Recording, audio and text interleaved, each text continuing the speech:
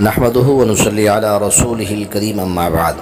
حضرت عمر رضی اللہ تعالیٰ عنہ کے حوالہ سے دریائے نیل کا قصہ بیان کیا جاتا ہے کہ جب حضرت عمرو بن عاص رضی اللہ تعالیٰ عنہ نے اس ملک کو فتح کیا، مصر کو، تو وہاں کے باشندے آپ کے پاس آئے اور کہنے لگے کہ اے امیر حضرت عمرو بن عاص رضی اللہ تعالیٰ عنہ، ہمارے ہاں جو دریائے نیل ہے یہ ایسے نہیں بہتا، یہ سوکھا ہوا ہے، جب تک ہم اس کے اندر دو شیزہ کنواری لڑکی جو ہے اس کو تیار کر کے پھینکتے ہیں پھر یہ چلتا ہے۔ تو آپ نے فرمایا بھائیو یہ جاہلیت کی رسمیں ہیں، چھوڑو ان کو، یہ لوگ چلے گئے۔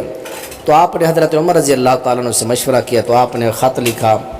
اس خط میں آپ نے یہ تحریر فرمایا کہ اللہ کے بندے عمر کی طرف سے یہ دریا نیل کے نام اگر تو خود بخود بہتا ہے تو ہمیں تیری قطعاً کوئی ضرورت نہیں، اگر تجھے اللہ جاری کرتا ہے تو میں اللہ تعالیٰ سے دعا کرتا ہوں کہ تجھے جاری چلنے پر مجبور کریں۔ خط ڈالا گیا تو دریا چل پڑا، بلکہ اس سے بھی کئی گنا زیادہ یہ بہنے لگا۔ یہ واقعہ تفسیر ابن کثیر کے اندر بیان کیا جاتا ہے اور یہ ضعیف روایت ہے، ناقابل قبول ہے، بلکہ یہ قصہ بے بنیاد ہے۔ اس کے بیان کرنے والے راوی عبداللہ بن لہیہ جو مشہور مدلس راوی ہیں، جو اپنے استاد قیس بن حجاج سے صیغہ عن سے بیان کرتے ہیں، اور قیس بن حجاج یہ تبع تابعی ہیں جو اپنے نامعلوم استاد سے بیان کرتے ہیں۔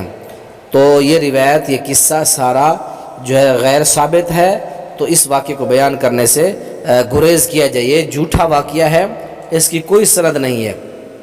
اسی لیے الاسناد من الدین، سند جو ہے یہ ہمارا دین ہے، سند جو ہے دین کا حصہ ہے۔ اگر سند نہ ہوتی تو جو بندہ جو چاہتا وہی بیان کرتا۔ تو اس لیے یہ واقعہ جو دریائے نیل کا بیان کیا جاتا ہے تو اس کا مشہور راوی آپ کو بتا دیا، عبداللہ بن لہیہ، یہ مشہور مدلس ہے اور یہ جھوٹا اور من گھڑت واقعہ ہے۔ اس جیسے واقعات سے اللہ تعالی ہم سب کو محفوظ فرمائے۔ نبی پاک پر جو بندہ جھوٹا واقعہ بیان کرتا، نسبت کرتا ہے، اس کا ٹھکانہ جہنم ہے۔ اللہ ایسے جھوٹے واقعات سے بچا۔